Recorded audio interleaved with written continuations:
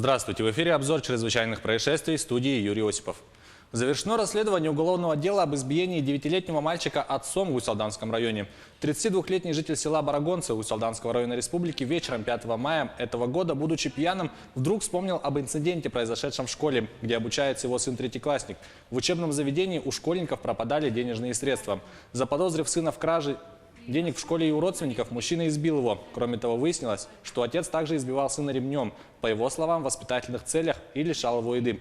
Свою вину в совершенном преступлении обвиняемый полностью признал. В отношении ребенка для минимизации последствий причиненного преступлением психологического вреда проведены реабилитационные мероприятия. Ранее в дежурную часть полиции поступило сообщение о госпитализации в медицинское учреждение 9-летнего мальчика с телесными повреждениями, в том числе множественными переломами лицевых костей и костей черепа. В ходе доследственной проверки полицейскими установлено, что травмы ребенку нанес его отец, который находился в состоянии алкогольного опьянения. Также сотрудникам подразделения по делам несовершеннолетних выявлено, что и до этого случая мальчик неоднократно избивался отцом в присутствии матери. Однако никаких сообщений об этом в полицию из школы, других учреждений или от соседей не поступало. В отношении отца ребенка, работающего водителем выездной бригады службы скорой помощи, Лето – это пора отпусков и сезон, когда активизируются квартирные воры и так называемые форточники. Только с начала этого года зарегистрировано 63 случая краж квартир в Якутске. Из них 16 случаев было зарегистрировано в частном секторе. Квартирные воры попадают в частные владения путем свободного доступа, через незапертые двери, срыв замков и путем подбора ключа. Как отметили в столичном МВД, основной возрастной состав лиц, совершающих воровство, от 18 до 35 лет. Чтобы обезопасить себя от подобных краж, рекомендуем гражданам соблюдать ряд несложных правил. Не оставлять без присмотра незакрытые входные двери, окна и форточки. Всегда, выходя из квартир, даже на короткое время, закрывайте двери на замок.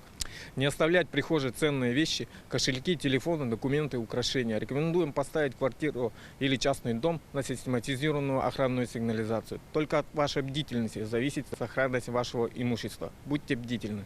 В случае обнаружения подозрительных людей, которые ходят по подъездам, дергают за ручки дверей, незамедлительно сообщайте в полицию, набрав номер телефонов 02 42 22 22.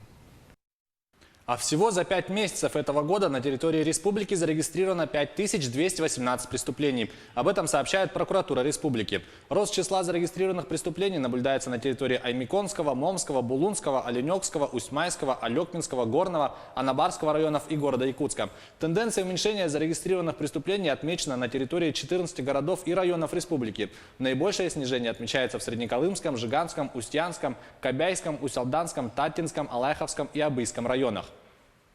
На 23% или с 269 до 207 снизился уровень особо тяжких преступлений. Не зарегистрировано таких преступлений в Алайховском, Анабарском, Горном и Момском районах. На 20% или с 30 до 24 снизилось количество преступлений по статье изнасилования, которые по большей части произошли в городах Якутск и Мирный, а также Алданском, Ленском, Татинском и Аймиконском районах.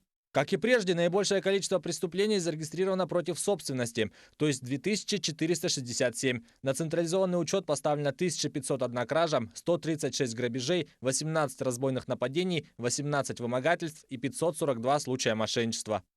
В сравнении с аналогичным периодом прошлого года на 31,4% увеличилось количество преступлений экономической направленности с 271 до 356. Выявлено 92 преступления коррупционной направленности, что на 12,2% больше, чем в аналогичный период прошлого года. Тогда было 82.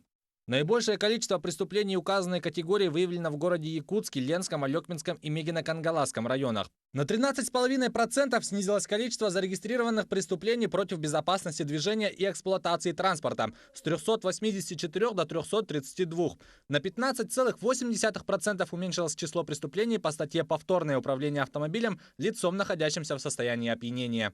Анализ социально-криминологических характеристик преступности показал, что в состоянии алкогольного опьянения совершено 1687 преступлений. Наибольший их рост отмечен в городе Нерингре, а также Алданском, Сунтарском, Алекминском и Тампонском районах. На 16,2% снизилось количество преступлений, совершенных иностранными гражданами и лицами без гражданства. Увеличилось количество преступлений, совершенных женщинами, с 437 до 507. Чаще всего они совершали преступления против собственности, порядка управления и в сфере экономической направленности. Обознались. Казанские оперативники уложили лицом в землю местную королеву красоты. Подозрения были серьезные. В районе орудовал так называемый закладчик, распространитель наркотиков, который оставляет вещества в тайниках. Девушка в итоге оказалась чиста и пожаловалась на сотрудников полиции и Следственный комитет. Дело о превышении полномочий так и не завели. Жалобу девушки районный суд отклонил. Однако полицейских, возможно, все-таки привлекут. Все подробности в следующем репортаже. К вниманию мужчин мисс Татарстана, конечно, привыкла, но чтобы вот так сразу трое в собственном дворе лицом в асфальт, это, конечно, перебор. Я не намерена отдавать свои вещи чужим людям, которые ограбляют меня, что я выхожу с мамой в нормальное время. Она просто переживает, да? И меня заваливают на асфальт. Вы считаете это нормально? Я человек с высшим образованием, у меня свой бизнес, все. Я почему здесь должна стоять? Они просто вышли с мамой прогуляться. Когда сзади женщинам начали скручивать руки, первая мысль, конечно, ограбление. А вы кто? Скрутили мою дочь. Не Хотели объяснив отобрать ничего, телефон и сорвали сумку. все. Вот Когда девушки я все начала орать и свидетели. привлекать внимание, Смотрите, что они тычут в Они меня нас какой-то схватили. бумажкой, что я что-то сделала. Ну что я сделала, я не знаю. Я просто вышла гулять Они с мамой. схватили нас, Они хотели скрутили. обворовать. Однако убегать мужчины не планировали. И когда прохожие начали вызывать полицию, оказалось, что стражи порядка уже здесь. Крепко держат Викторию Буянцеву и ее маму. Причина остановки. У данной гражданки есть подозрение, то, что находится у нее запрещенные вещи. Местная королева красоты просто оказалась не в то время, не в том месте. Оперативники весь день вычисляли того, кто делает закладки во дворе, но, видимо, ошиблись.